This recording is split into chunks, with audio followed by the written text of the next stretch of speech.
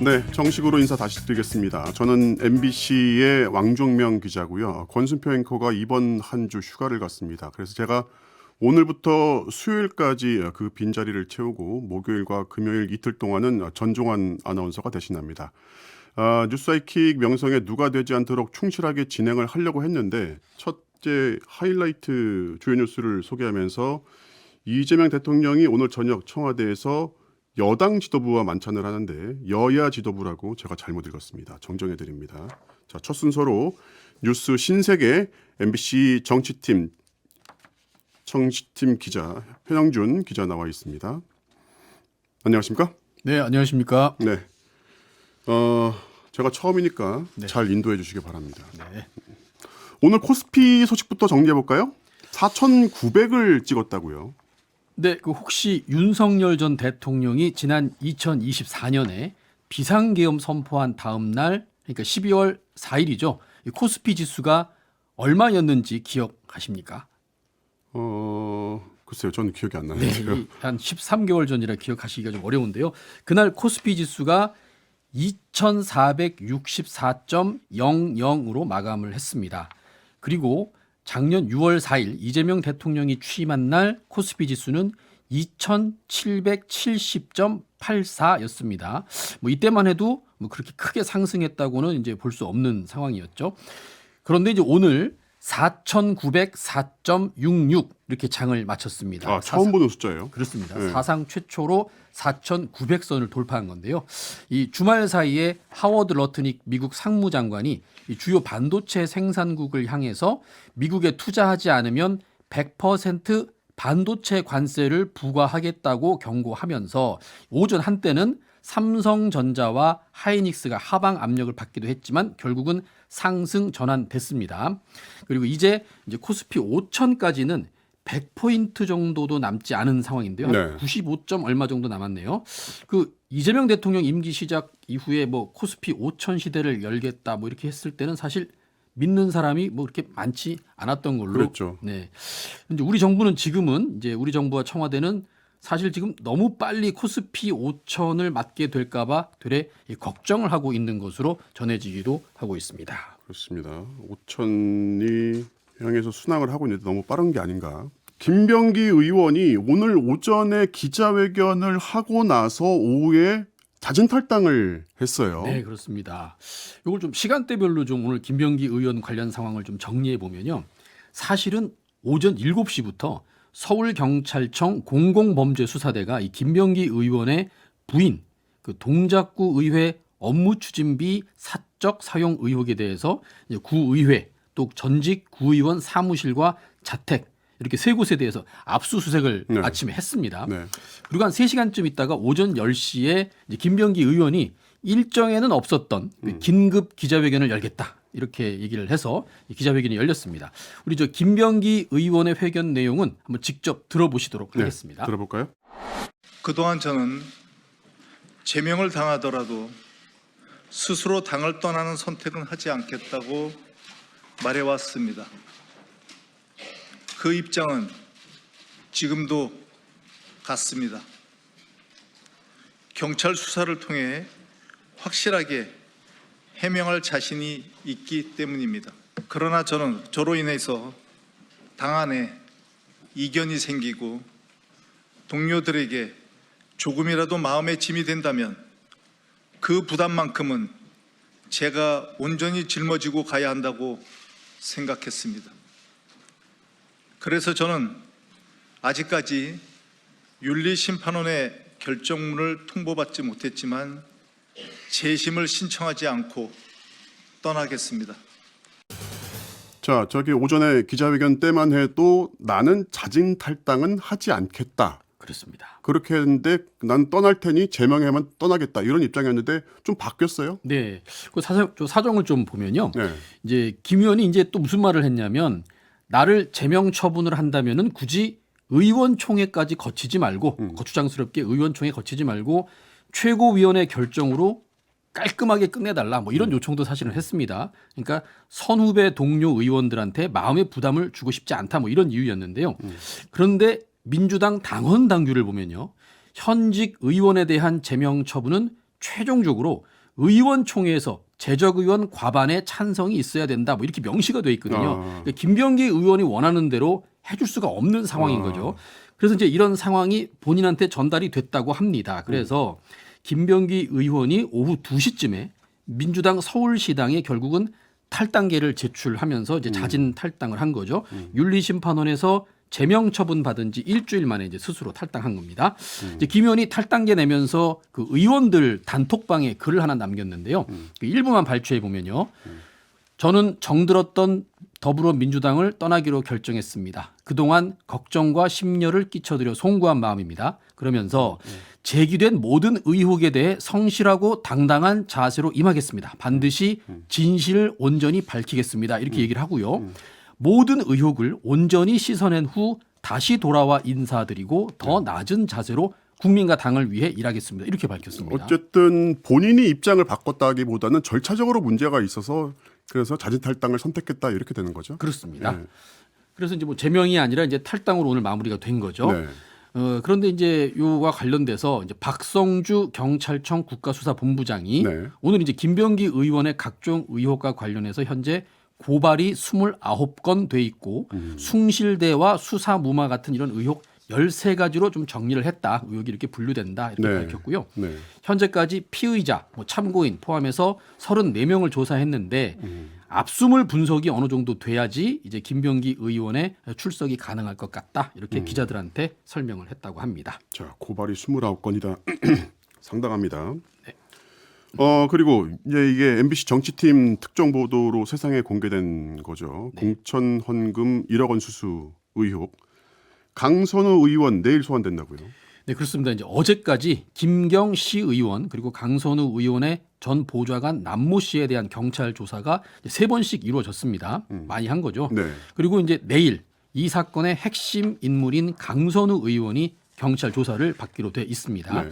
이제 앞서 김경시 의원이 경찰 조사에서 뭐라 그랬냐? 강선우 의원의 전직 보좌관 남모 씨가 먼저 1억 원을 요구했다고 진술했습니다. 이제 구체적으로 좀 들여다보면요. 2022년 지방선거를 앞두고 남 씨가 강 의원에 대한 공천 헌금을 먼저 제안하면서 한 장이라는 한 장. 액수를 언급했다고 진술했답니다. 네. 그래서 이제 김경시 의원이 한 장을 처음에 1,000만 원인가 이렇게 짐작했다는 거예요. 그랬더니 보좌관 남 씨가 그게 아니라 한 장은 1억 원이다 이렇게 명확히 언급을 했고요. 그래서 이후에 강선우 의원, 그다음에 남모 보좌관 이렇게 함께 셋이 모인 자리에서 강 의원에게 돈을 직접 전달했다는 겁니다. 자, 이거는 김경시 의원이 경찰 조사에서 이렇게 말했다는 그렇습니다. 거죠. 네. 네. 반면에 이제 보좌관 남 씨의 진술은 좀 다른데요. 네. 자기는 김경시 의원한테 돈 달라고 한 적이 없다. 한 장 이런 얘기 한 적이 없다.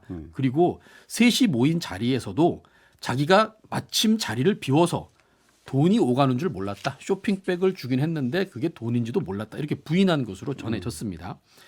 그런데 이제 김경시 의원은 남 씨가 돈을 받았고, 그 강선우 의원은 네. 남 보좌관이 돈을 받았고 네. 자기는 뒤늦게 안 다음에 즉시 반환을 지시했다. 뭐 이렇게 얘기한 그렇게 것 같거든요. 얘기했죠. 네, 그러니까 맨 세 처음에. 사람이 네. 지금 다 달라요, 말이. 다 다릅니다. 네. 예, 그래서 공통적으로 일치하는 걸 보면 김경시 의원하고 남모 보좌관이 이제 진술을 공통으로 한 게 세 사람이 어느 카페에서 만났다는 겁니다. 네. 요거는 이제 만났다는 건 둘이 공통으로 진술하니까 강 의원이 내일 나와서 이 만남조차 부인할지 아니면 만남은 인정할지는 좀 지켜봐야 될 것 같고요. 네. 또 돈을 누가 받았느냐, 강선우 의원이 직접 받았느냐, 아니면 남 보좌관이 받았느냐, 이것도 엇갈리고 있어서 네. 경찰 수사가 좀 난항을 겪지 않을까 이렇게 예상이 됩니다.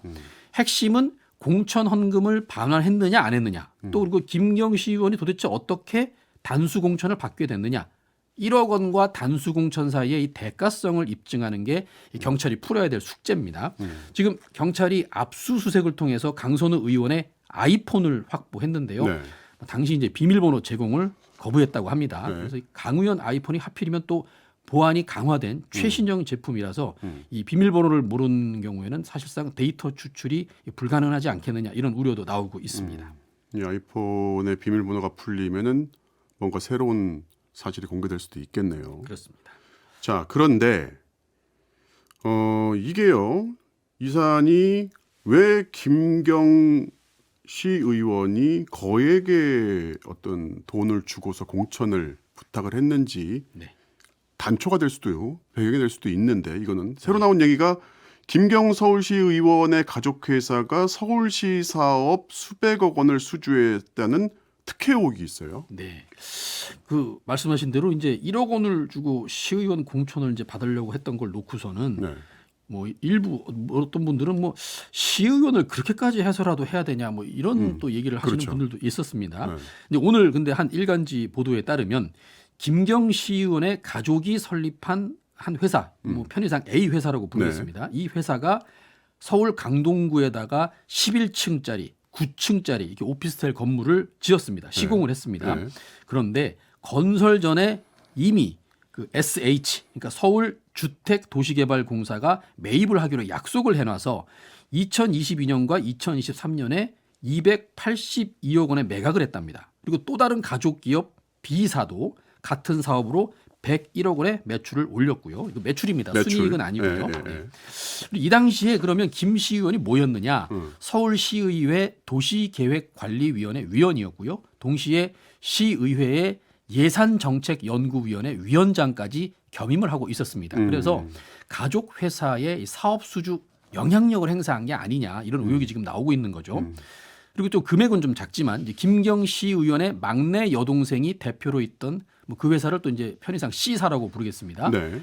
그 2,300만 원짜리 서울시 연구 용역 과제를 이제 수의 계약으로 따냈는데요. 뭐 제목이 서울형 소프트웨어 교육의 활성화 방안 연구라는 용역이었습니다. 네. 근데 문제는 이 과제를 제안했던 사람이 김경 시의원이라고 이제 하는 겁니다. 물론 김 시의원이 발제를 했는데 우연히 이제 동생이 따낼 수도 있는 거죠. 그렇지만 이거 과연 우연으로 볼 것인가? 또 한 가지는 이제 남동생이 운영하는 교육 컨설팅 법인, 이건 또 D사라고 한번 해보겠습니다. 네. 2024년에 4,750만 원짜리 서울시 중장년층 교육 프로그램 용역 계약, 이것도 역시 수의 계약으로 따냈는데요. 네. 이걸 발의한 사람 또 김경 시의원이었다고 합니다. 그러니까 본인이 발의를 하고 가족 회사가 수의 계약으로 이제 가져가고, 그래서 이런 보도가 나간 뒤에 서울시가 자체 감사에 착수를 했습니다. 동시에 이제 사법기관의 수사 의뢰가 오면 적극 협조할 방침이다, 이렇게 또 밝혔네요. 이 사안 자체의 사이즈가 최초에 제기했던 의혹에서 상당히 커질 가능성이 좀 있어 보입니다. 네, 그렇습니다. 그래서 이게 시의원들도 이렇게 할 수 있는지 그것도 저희가 잘 몰랐던 부분이고요. 네. 자, 그런데 네. 홍준표 전 대구시장이 나 때는 말이야 뭐 이런 식으로 하면서 네. 이 공천 헌금이 김병기 강선우뿐이겠냐라면서 과거 자신이 현직에 있을 때의 관행을 폭로를 했어요. 네, 그렇습니다. 이게 일파만파 논란이 커지고 있는데요. 네. 이제 홍준표 전 대구시장이 자기가 공천심사위원으로 활동하던 시절, 그러니까 아마 20여 년 전입니다. 말씀대로 뭐 라떼 얘기입니다. 그 한 대구 경북 지역의 한 중진 의원이 자기를 재공천해주면 15억 원을 주겠다, 뭐 이런 제의를 했다고 이제 폭로를 한 겁니다. 이제 페이스북에 어떤 글을 올렸느냐? 내가 공천 헌금이라는 거를 처음 안 게 2004년 4월 총선 때 한나라당, 그때는 한나라당이었죠. 네. 공천심사위원을 할 때였다, 이러면서 자기가 직접 겪은 일화를 공개한 겁니다. 이거는 국회의원이죠. 그렇죠. 국회의원. 네, 국회의원입니다. 예. 당시 TK, 우리가 이제 대구 경북 지역이라고 부르는 TK 중진 의원이 찾아와서 네. 자기를 재공천해주면 15억 원을 주겠다고 제의하길래 알았다, 이렇게 말은 하고 네. 그날 바로 공천심사위원회로 가서 그 사실을 그 공심위원들한테 고하고 일렀다는 얘기죠. 네네네. 그날 그 선배를 선배였나 봅니다. 컷오프하고 신인 공천을 결정했다, 뭐 이렇게 이제 얘기를 한 거고요.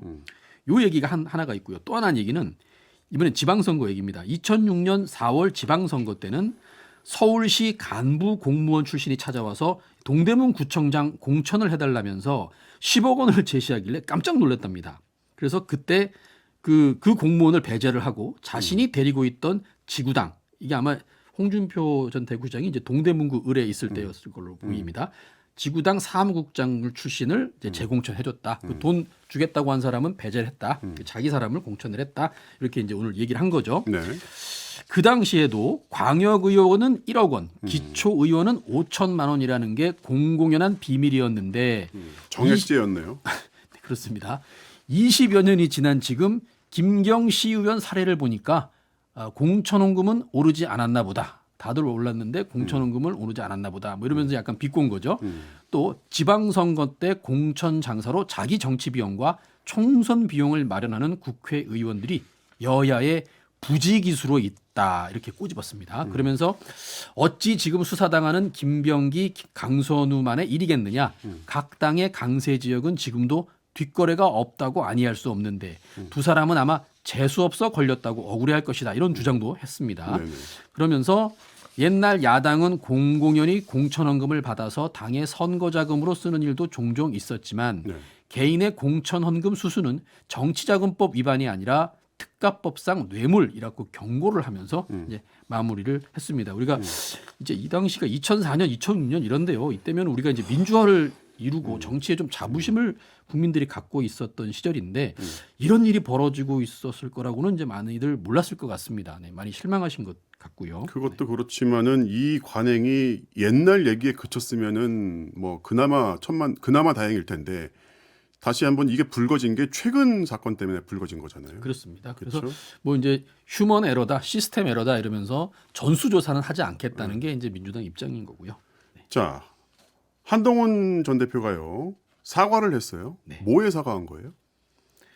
네, 일단 사과라고 전제를 하고 네. 한 전 대표의 사과문을 간략히 정리를 해보겠습니다. 네네. 자, 한번 찾아보십시오. 자신에 대한 징계는 명백한 조작이자 정치보복이다. 상황이 여기까지 온 것에 대해 국민 여러분과 당원들께 걱정 끼쳐드린 점 송구하다. 이 말은 꼭 하고 싶었다. 네. 입니다. 중대 선거를 앞두고 정치 보복이 펼쳐지고 있는 걸 보고 우리 당에 마음 거두는 분들이 많아질까 걱정된다. 저의 당적은 박탈할 수 있어도 당의 정신과 미래는 박탈할 수 없다. 이제 말씀하신 것처럼 뭐에 대해서 사과했는지가 지금 나와 있지를 않습니다. 네.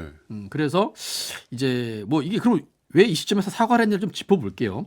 장동혁 대표가 지난주에 그 재심의 기간 동안은 제명을 보류하겠다 이렇게 결정을 하면서 네네. 대신 당사자가 윤리위에 직접 나와서 사실관계를 충분히 밝혀야 된다 이런 얘기를 했고요. 네. 또 국민의힘 소장파, 중진 가릴 것 없이 이제 한동훈 제명은 과하다라는 지적을 하면서도 그래도 한동훈 전 대표가 어떤 식으로든 입장을 내놔야 되지 않겠느냐. 뭐 유감 표명을 해야 한다. 그래야 장동혁 대표도 제명을 좀 철회할 수 있지 않겠느냐. 이런 이제 한 전 대표의 사과를 압박하는 의견들이 좀 많았습니다. 네. 네. 그래서 이제 결국에는 떠밀리듯이 사과를 한 거죠. 그런데 자, 이 얘기는 다시 좀 이 사과를 분석할 좀 필요가 있어요. 진짜 생색내기 사과였는지. 자, 광고 듣고 다시 이어지겠습니다. 네, 한동훈 전 대표 사과 얘기 계속 이어가 보겠습니다. 자, 사과에도 원칙이라는 게 있잖아요. 네. 누구에게 무엇을 왜 사과하는지 이게 나와야죠. 네, 뭐 말씀하신 대로 이제 누구에게는 있네요. 네, 국민과 당원한테 이제 사과한다고는 말을 했는데 말씀하신 대로 이제 무엇을 뭐 왜 이런 건 없습니다. 네. 그래서 그 국민의힘 내부에서도 이 말장난 아니냐 사과가 아니라 그러니까 한동훈 전 대표나 가족이 당원 게시판에 익명글을 올려서 윤석열, 김건희 부부 또는 추경호 전 원내대표 같은 이 동료 의원들을 이 비방한 게 맞는지 네네. 아닌지 그 분명한 입장을 지금 밝히지 않고 있는 겁니다. 그래서 이제 국민의힘 내부에서는 무엇을 잘못했는지 어디까지 인정하는지 중요한 내용은 하나도 없다. 이따위 사과도 사과라고 아무튼 봐주자 이렇게 몰아가선 안 된다. 뭐 이런 비난이 나왔고요. 반면에 이제 친한계 의원들은 한 전 대표가 대승적으로 사과를 한 거니까 이제 장동혁 대표가 정치적으로 푸는 일만 남았다. 이런 입장을 내놨습니다. 그러니까 쉽게 말하면 사과를 했으니까 제명을 철회해라 이런 얘기겠죠. 그 한 전 대표 재심 청구 기한은 23일 이번 주 금요일이고요. 그 다음에 열리는 최고위원회의는 다음 주 월요일 26일인데요. 한 전 대표에 대한 제명 문제가 과연 어떻게 될지는 조금 더 지켜봐야 될 것 같습니다. 알겠습니다. 자, 오늘요 이해운 장관 후보자 인사청문회가 열리기로 돼 있던 날인데 네. 후보자는 정작 청문회장에 들어오지도 못하고 그렇죠? 여야 간 공방만 벌어지고 끝났습니다. 예, 원래 합의했던 대로 오전 10시에 국회 재경위 전체 회의가 열렸습니다. 네. 그렇지만 청문회를 열 필요조차 없다는 이제 국민의힘 주장에 막혀서 파행만 된 겁니다. 네. 국민의힘 소속 그 이미자 위원장이 양당 간사 간의 협의가 이루어지지 않았기 때문에 위원장으로서는 청문회 안건을 상정할 수가 없다 이렇게 버티면서 이혜원 후보자는 이제 회의장이 아니라 본관 174호실에서 대기하고 있다가 회의장에 끝내 들어오지 못했습니다. 야당인 국민의힘에서는 뭐라고 주장하느냐? 자료 제출이 허술하다 이겁니다. 그러니까 제출된 답변이 전체 질의의 15%밖에 안 된다. 네. 그래서 하나만한 청문회라고 주장했는데요. 특히 이제 로또 분양이라고 불리는 이제 서울 서초구 레미안 원 펜타스 네. 이게 불법 청약 의혹이 있는 거 아니겠습니까? 이제 이게 뭐 결혼한 아들을 넣은 그거잖아요. 네, 그죠? 부양가족으로 이제 한 부양가족으로 거죠. 넣은 미혼 거. 것처럼 네. 해서 이런 중요한 자료들이 아직까지도 제출되지 않았다 이렇게 지적을 한 겁니다. 그래서 이제 여당인 민주당은 자료 제출이 안 됐다고 해서 국민을 대신해서 후보를 검증해야 될 책무를 스스로 버리는 게 이게 맞느냐 이렇게 반박을 했는데요. 네. 서로 이런 고성만 오고 가다가 결국엔 정회가 선포가 됐습니다. 그 보통 후보자가 자리에 앉으면 청문회가 시작된 걸로 볼 수 있는데요. 그렇죠. 아예 회의장에 이제 착석조차 못한 상황이라서 이 청문회가 이게 열렸다가 정회가 된 건지 아예 안 열린 건지 해석조차 이제 분분한 그런 상황입니다. 그러니까 이혜원 후보자 측에서 국민의힘이 만족할 만한 자료를 내줘야 되는데 네. 그래야 청문회가 열릴 텐데 아직은 이게 안 되고 있어서 청문회가 지금 어떻게 진행될지는 좀 더 지켜봐야 될 것으로 보입니다. 네, 이 관련사는 2부와 3부에서도 계속 출연자분들과 분석을 좀 해보겠습니다. 자, 마지막으로 나라박 소식을 한번 들어보겠습니다. 네. 트럼프 대통령 그린란드를 향해서 아주 야욕을 부리고 있는데 네. 그냥 욕심으로 끝나는 게 아니라 분위기가 이게 나토하고 물리적 충돌이 벌어지는 게 아니냐 좀 갈등이 증폭되고 있어요. 그렇습니다. 이제 미국이 그린란드의 무력 그 공격이라든지 혹은 무력 침공할 그런 분위기가 보이니까 네. 독일, 영국, 프랑스, 네덜란드, 스웨덴, 노르웨이, 덴마크, 핀란드 이게 유럽 8개국이 병력을 파견한 겁니다. 네. 그린란드에. 네. 그래서 이제 80년 미국 나토 동맹 관계가 무너지는 거 아니냐 이런 우려가 나옵니다. 물론 아직까지는 소규모 파병입니다. 이 독일이 정찰 병력 13명, 프랑스가 15명, 노르웨이는 뭐 장교만 2명 보냈다 그러고 영국은 1명 보냈습니다. 뭐 실질적으로 미군하고 이제 싸우겠다는 게 아니라 일종의 무력 시위로 보이는 상황입니다. 네. 그런데 이제 이 미국이 이 8개국을 찍어서 다음 달부터 10%의 추가 관세를 부과하겠다. 이렇게 지금 나오고 있는 겁니다. 그래서 이 유럽연합이 강하게 반발을 하고 있고요. 그래서 이제 이 이야기는 그 오늘부터 열리는 다보스 포럼에서 이제 어떻게 해결될지 좀 지켜봐야 될 것 같습니다. 알겠습니다. 지금까지 뉴스 신세계 MBC 현영준 기자와 함께했습니다. 잘 들었습니다. 네, 고맙습니다.